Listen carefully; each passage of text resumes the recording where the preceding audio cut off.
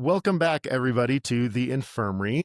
This is a podcast and a YouTube show where I, Chris Bagg, a head coach at Campfire Endurance Coaching, have on guests or run monologues where we try to help dispel myths and get rid of misinformation around endurance sports and triathlon and help you guys actually achieve the goals that you're setting out to achieve without getting confused or lost or paying too much money or anything like that. And that's why I'm so super excited to have Brittany Vermeer on the show today, who is the author of The Complete Guide to Your First 70.3 Triathlon. Brittany has spent 17 years working in endurance media.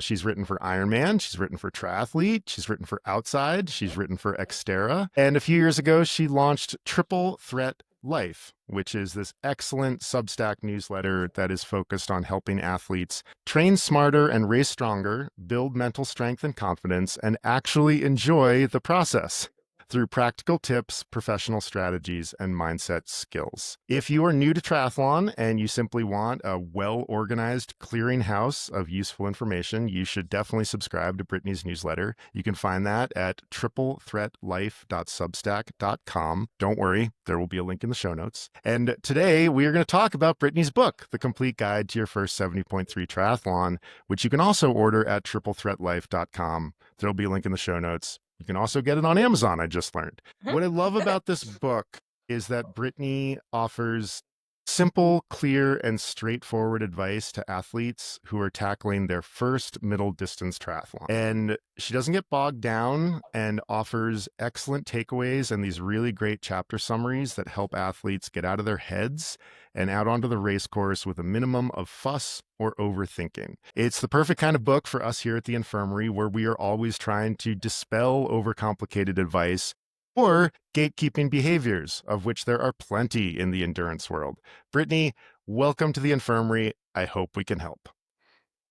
Thank you so much. I appreciate you having me on. And I like the Campfire newsletter as well. I think that's how I first met you, was through subscribing to the newsletter. So I Yeah, I enjoy think that's reading how it too. we're like me and Alex Larson, you and I are internet buddies, is how we Yeah. know each other. So I just want to get down to my first question, and you'll recognize this question from your journalism background. What hole does this book fill? So I was thinking back to kind of when I started doing triathlon, because I started in 2019. I grew up doing sports. I mean, soccer, baseball, karate, tennis, cheerleading, equestrian. I did everything. And then, you go to college and you get out of college and then you have to find a job. And then you're trying to kind of fill, I think, that competitive outlet of kind of like setting goals. And there's just not really an opportunity for adults.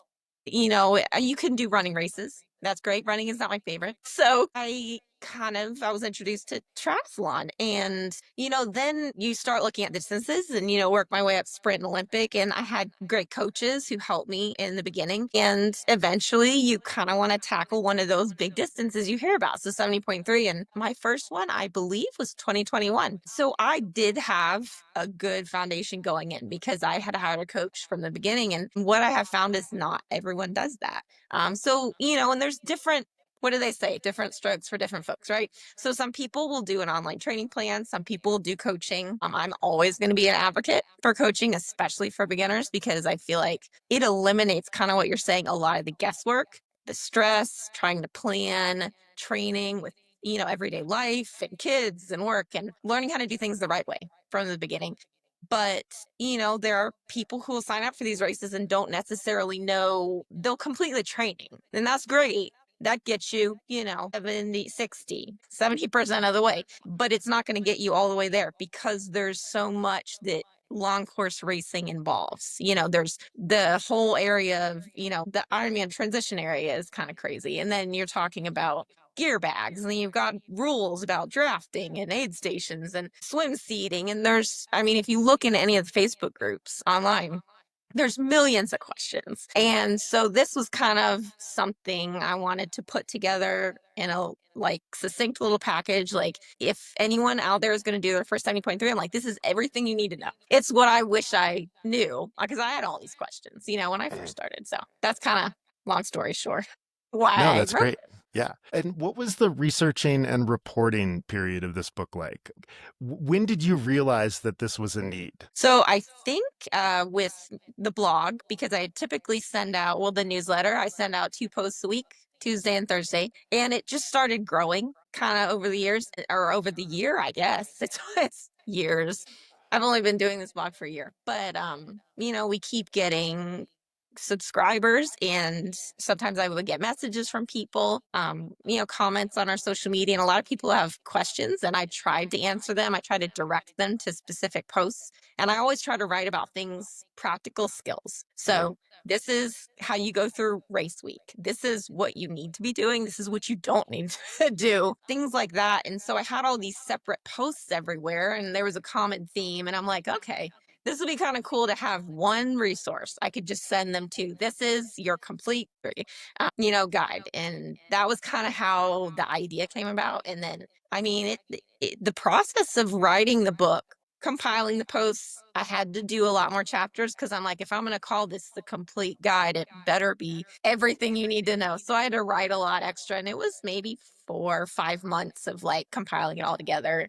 And then you have to go through the whole self-published and everything, so that's fun. But Mhm. yeah, it takes a while. I don't think people realize it. Probably 4 to 6 months total. Totally. And yeah, and 4 to 6 months for, you described this as sort of a modest book. It's about 120 pages. Yeah, people don't really understand, the process of like assembling something that makes rhetorical sense. That actually like it looks, of course it looks easy. It's a finished published product that you spent months and months working on, but they don't simply leap into existence. These days, with the rise of AI, there are plenty of terrible books out there leaping into existence. Nothing like this. Without naming names, what are some of the most alarming mistakes that you have seen out there in the endurance and triathlon world as you've kind of made your home in this space over the last 6 years? Oh, so yeah, 70.3, definitely. I think actually when I was promoting the book, I wrote 10 most common mistakes athletes make in a 70.3. I've made some of them.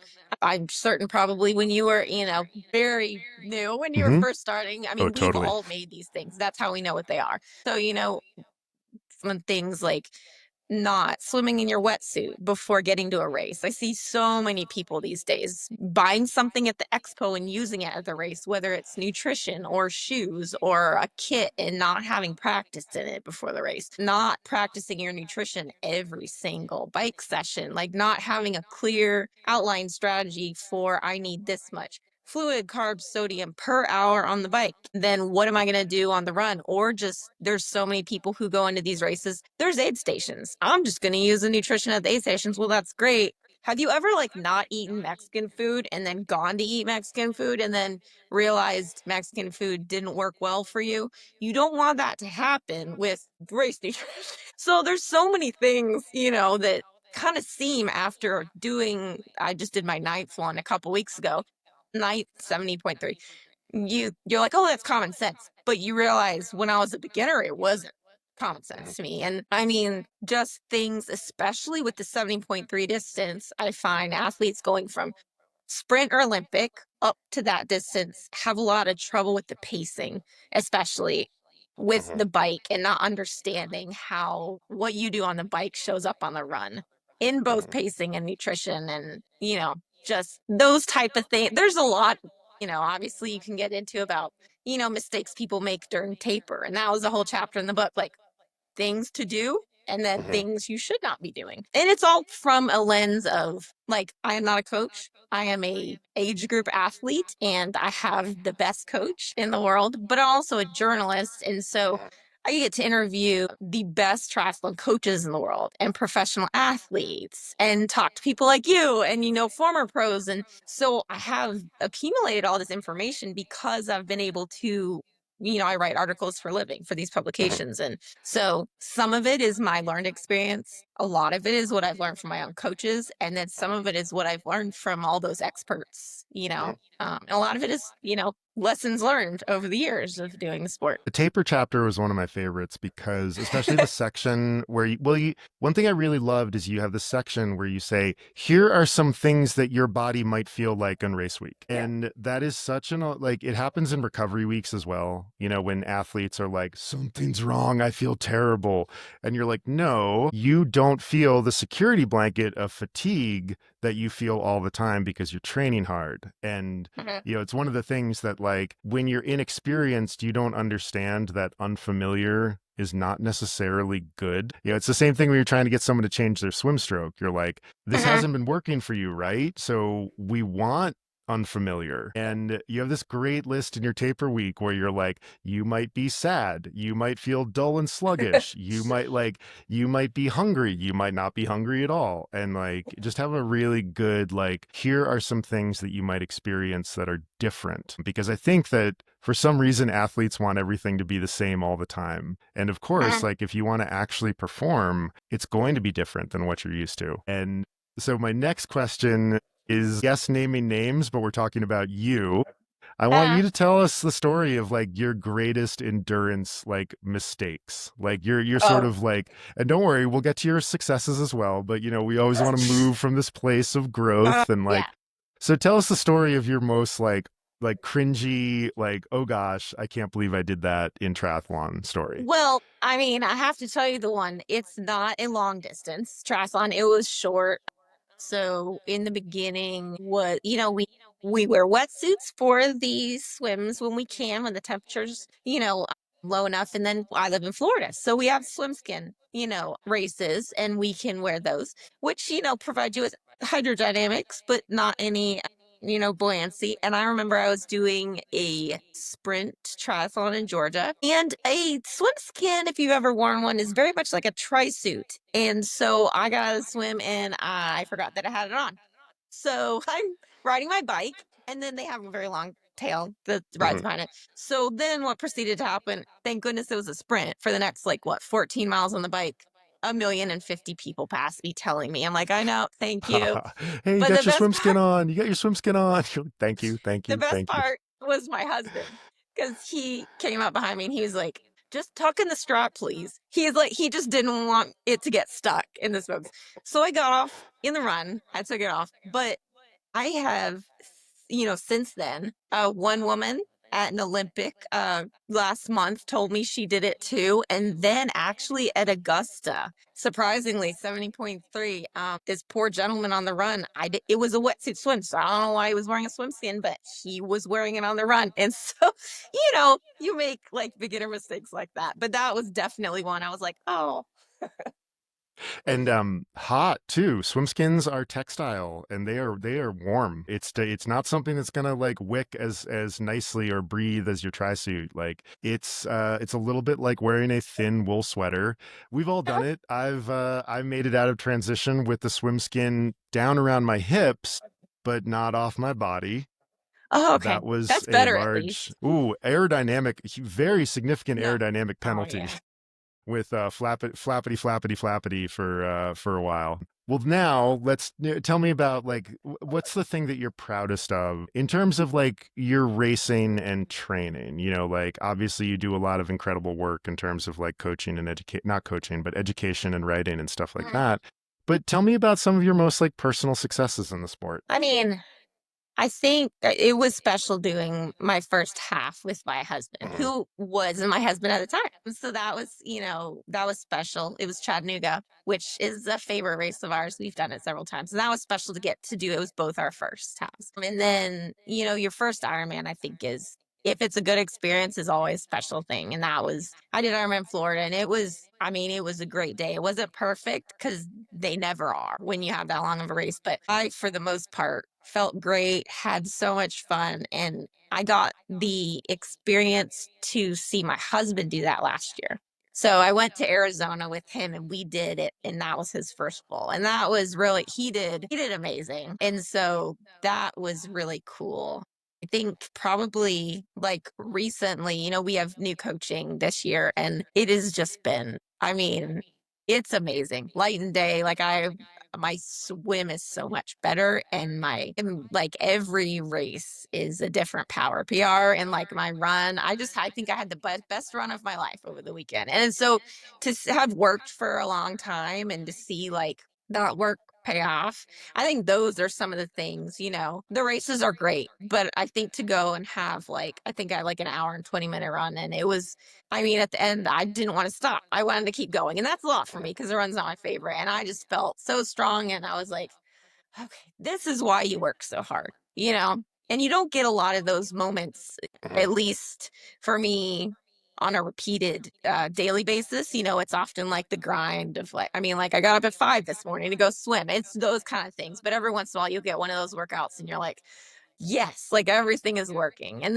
those things I think I'm proud of. Yeah, because those are like the little process moments that add up to the good race. I think that you have another really nice section in the book where you talk about the difference between process and outcome goals.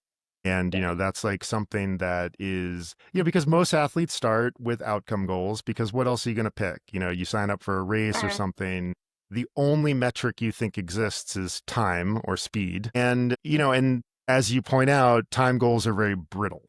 They break easily because of conditions or mhm. elevation or like all of these things that are totally out of your control. And so the fact that, you focus on like, okay, my wins are in my training, and that preserves that sort of process goal for the race, because then the race is always just an expression of the training that you've been able to do.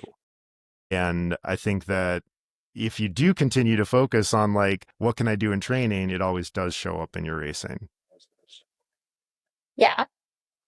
The next question, who's your ideal audience for this? Who do you want this book to reach? And what, you're an author, so I can talk to you about things like tone, the author's attitude towards her subject material. What is your dream outcome for for your audience? I mean, honestly, we talked about this a little bit before. Like, the goal with this is not to like sell a million copies. I no expectations that's going to happen.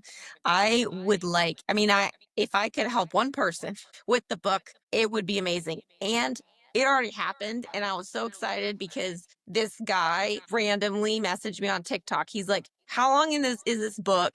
Can I read it in a week? I'm like, yes, you can. It's not that long, but I do go into a lot of training stuff in the book. And so it's, he had a 70.3 that weekend. And I'm like, yes, there's still going to be a lot of chapters in there specifically just for the race that will help you. And he was like, okay. And so he did it, and he emailed me afterwards, and he finished, and it was Washington Tri Cities, which apparently was really It's hard this tough. year. They It's had a like hard race. Yeah. headwind and like heat. I mean, for his first one. And he said, he told me, I have a screenshot, and it's just, this is why I wrote the book. He said, my race went as well as it could have given the circumstances, and a big part of that was your book. He said, especially this quote, we don't train so the race isn't hard. We train so we can persevere when the race gets hard. And just to know that like somebody read it and he thought about those words during the race, and it made his race be a better experience than it would have been,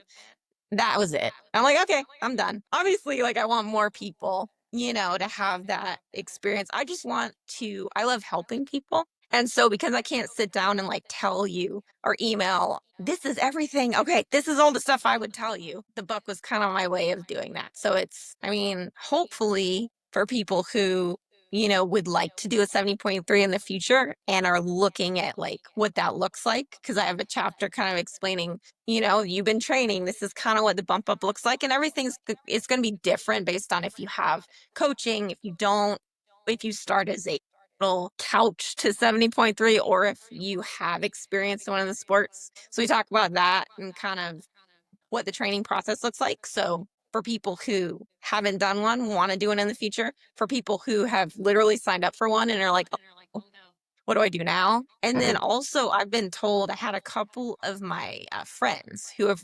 they've done Ironman full at this point, and they've qualified for the World Championships. I'm like, just read this and tell me what you think in the beginning stages. If there's things I'm missing, and they were like, this is taking me 10 years to learn. They're like, it's not really a book for beginners. It's a book for like anyone who just wants to have a better 70.3 experience, I So love it's that. for Yeah. those people too. I kind of pigeonhole it with the first, but I had to focus it somehow. So Yeah. Well, you also do some nice legwork in there of being like, please don't do a 70.3 for your first triathlon.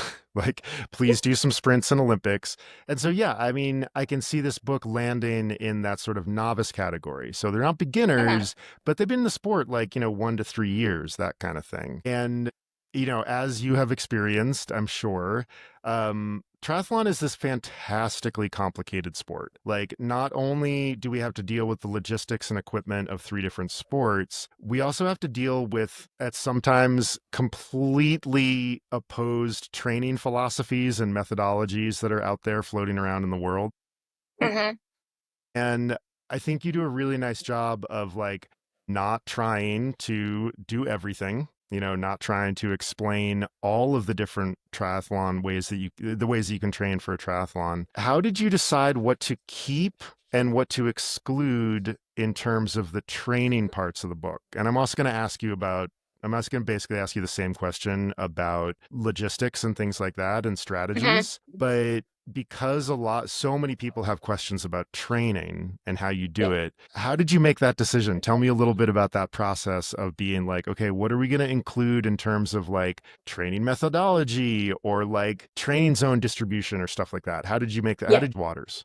Yeah. So purposely, because I'm not a coach, and I repeatedly say that, I didn't want to get too far into like, it would have been easy to have like ChatGPT come up with like, here is your 70.3 like training plan. Because had people ask me, is there a training plan in the book? I'm like, no, not a training plan. This is everything else you need to know. Hmm. So I wanted to kind of provide an introduction for if you've done Sprinter Olympic, this is kind of because people are like, well, how long do I ride the bike or how long am I Hmm. going to have to swim? And there's some like benchmark from interviewing coaches, some kind of common benchmarks of this is what you can expect to get up to. And obviously those change a little bit depending on the skill and ability level, kind of what the goals are of the Hmm. athlete as well. But I kind of went into that instead of diving a little bit too far into the sciencey part of that because it's not really the audience for the book.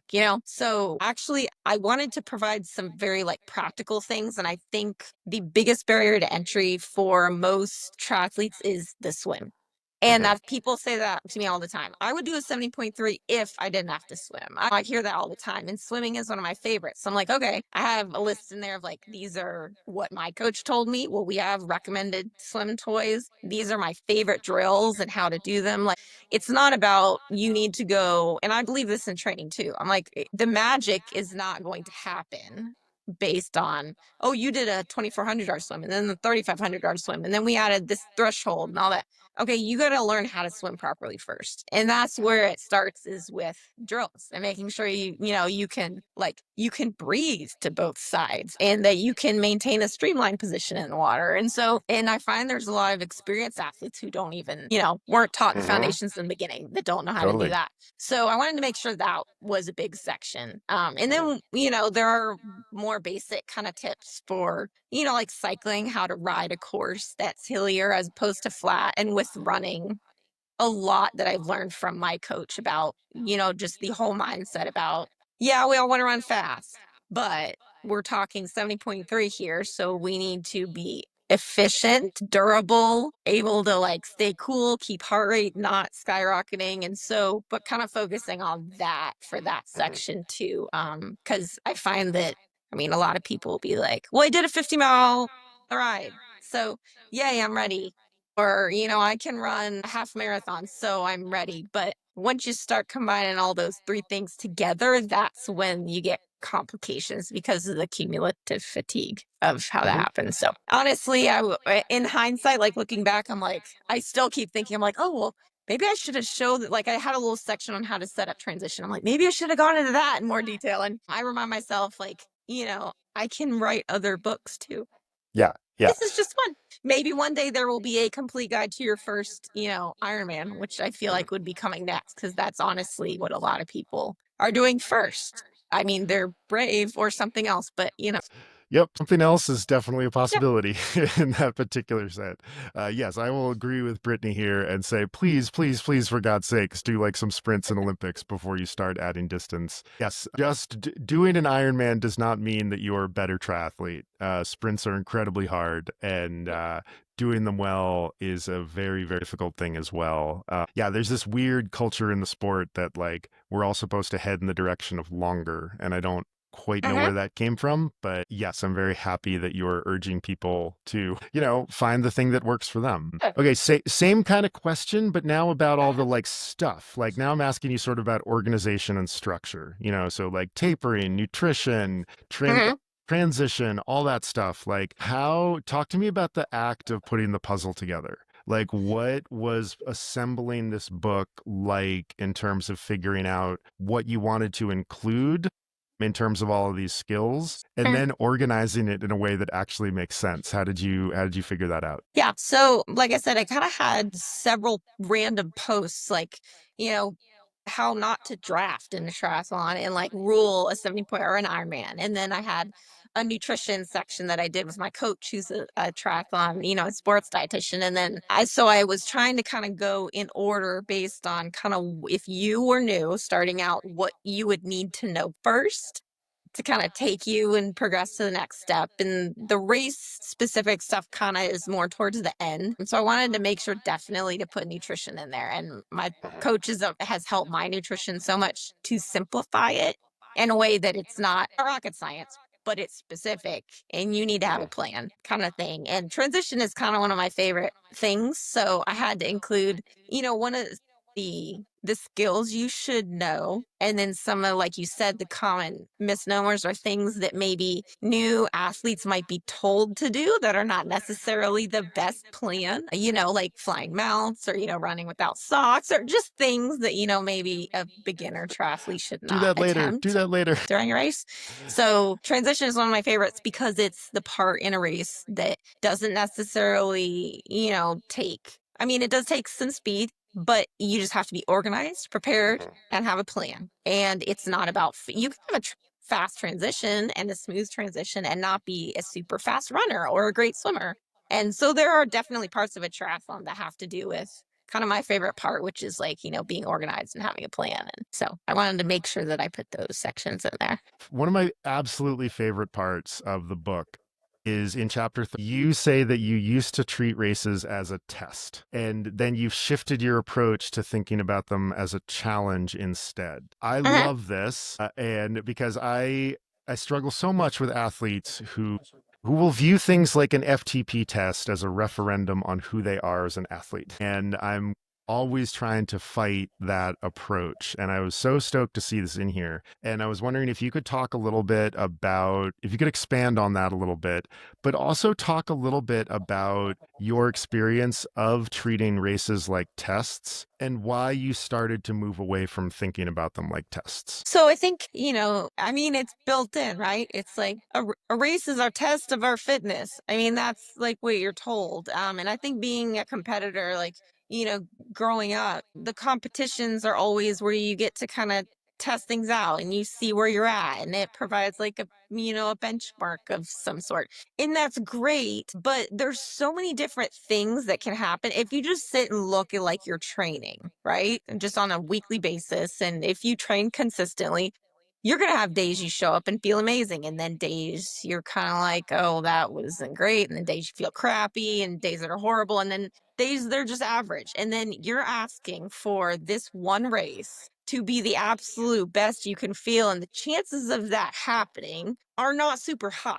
And yeah, if you've done everything great, if you've trained and if your nutrition was right and the weather's right and you got enough sleep, and I mean, there's so many factors that like have to align. And so I think, I mean, this was a suggestion from my coach. She works a lot on mindset stuff, and I'm a very thinking type athlete, maybe being a writer. And so she said, look, I want you to think about that you're going into a race and a test provides, I mean, it's like when you were in, school. You're like, oh, a test. Who wants to take a test? You're like, a test means like, I'm probably not going to know the answers. What if I get a bad grade? And it's all this like extra pressure, which doesn't help you perform any better. right? Or you could think of like going into an event like a half Ironman specifically, like, okay, this is a challenge. This is a crazy thing I'm going to do. I mean, who does this? Who does like a 1.2 mile swim, a 56 mile bike, and then like a half marathon? Because we're just kind of nutty anyways. So you're going to go do this really hard thing.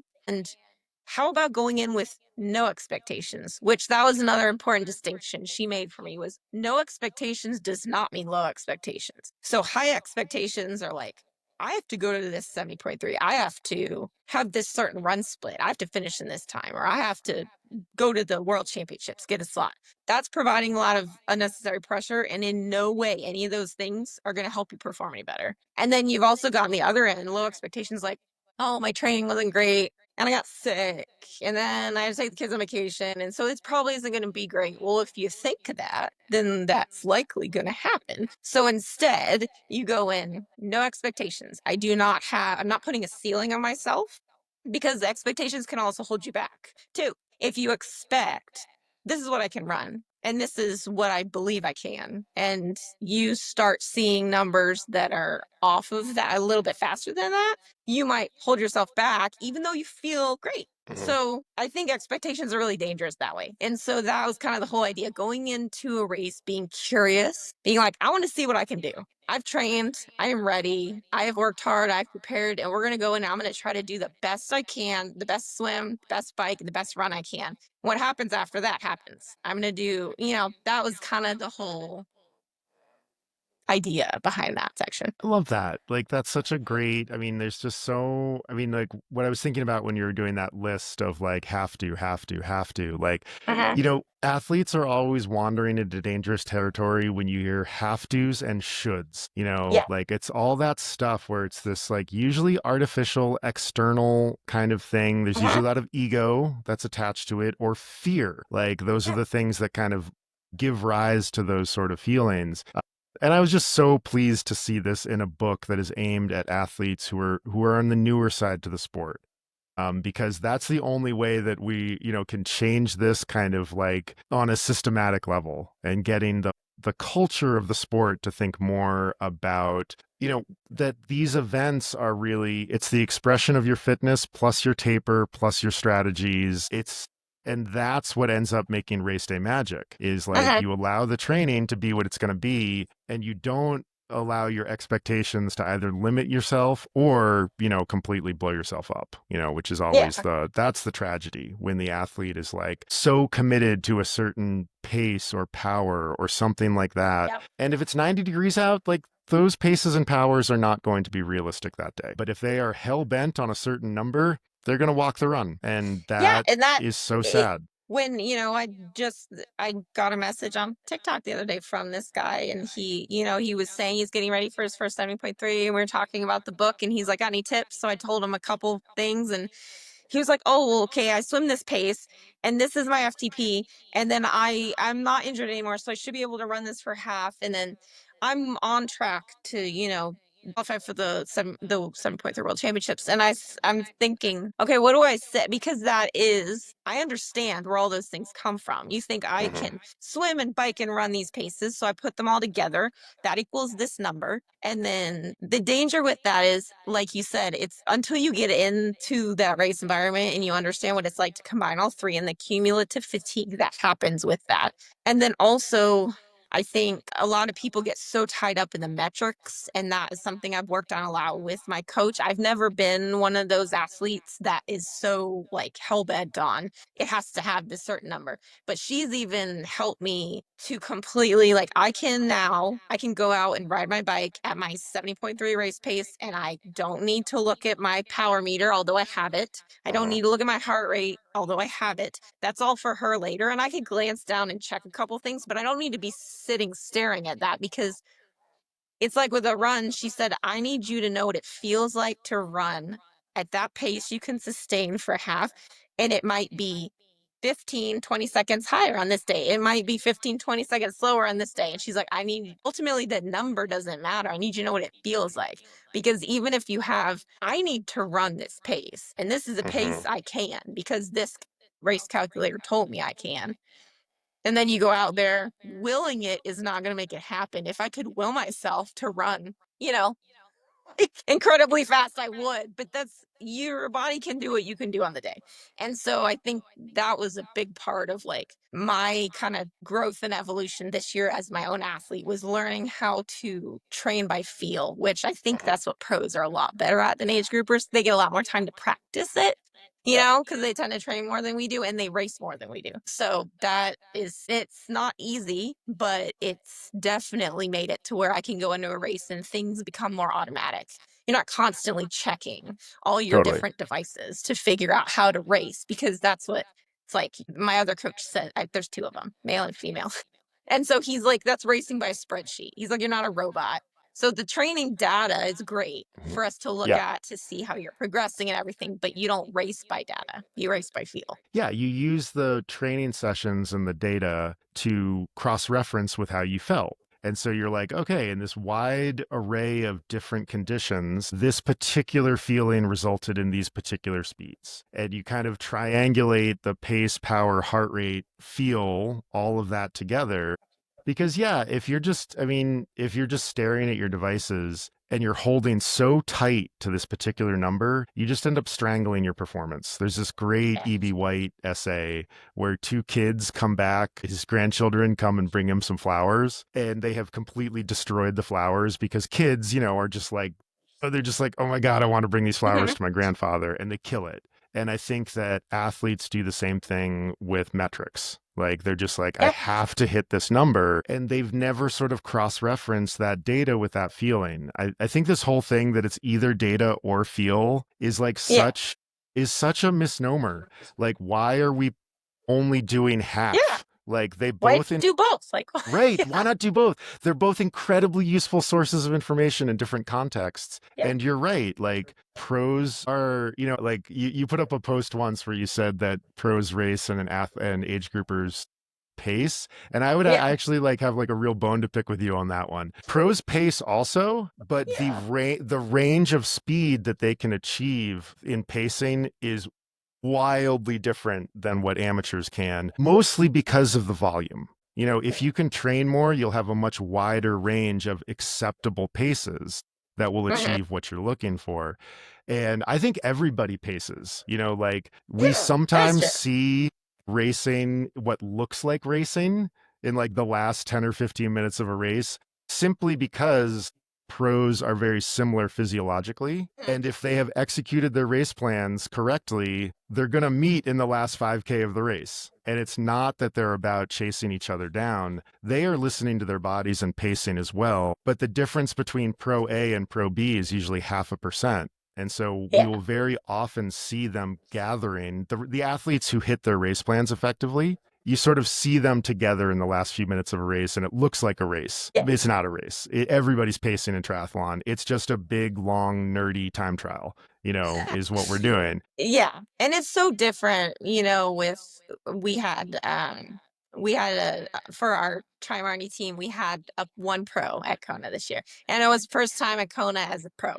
And Mhm. so then there were a lot of age groupers there. And so it was interesting to like, you get to watch the footage of the race and you only see the race leaders obviously because they don't Yep. show you the rest. But it is interesting to like we've had her on some of our team calls, and it's interesting to talk about like this strategy that because how the pros race and how the age groupers race is very different, in mindset and in a lot of like what they have to do. Like for the most part, like, I mean, tell me if I'm wrong, but I don't think a pro is going to be, okay, well, I have to go out and I really want to get like this under sub whatever, like for my finish. A pro would like to place highly. So they Yeah, need to do what they need to do. So they're going to have to make some different decisions and choices that an age grouper might. And I'm sure there are pros who, because I've talked to some of them, like, I really want to break this on the run, and totally. so Yeah. everyone's got those kind of like goals. But I think it is interesting,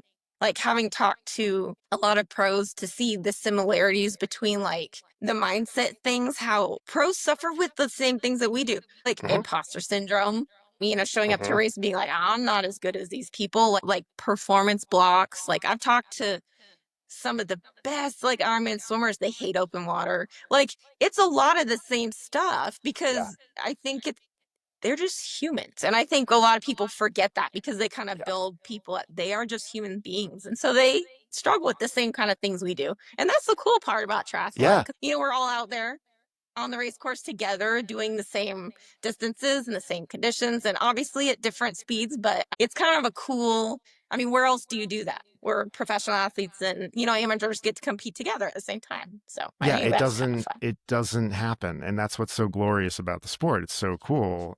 Yeah, I mean, I think what everybody's out there trying to do when they're, when athletes, whether it's pro or amateur, are racing effectively, they're trying to get as close as possible to the best execution of their physical abilities. That's it.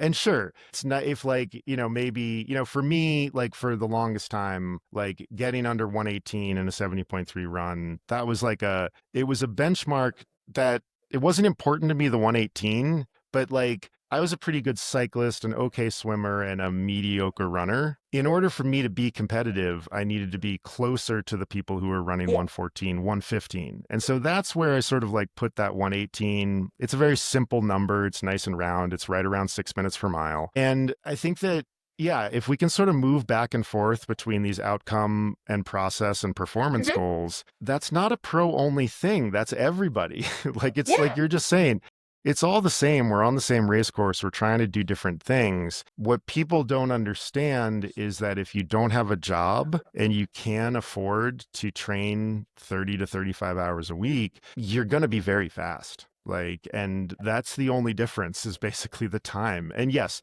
there is And some, genetics. right. Yeah. Some, the amount of attention placed on genetics is so wildly out of focus with what it actually is. It's like 1 or 2%.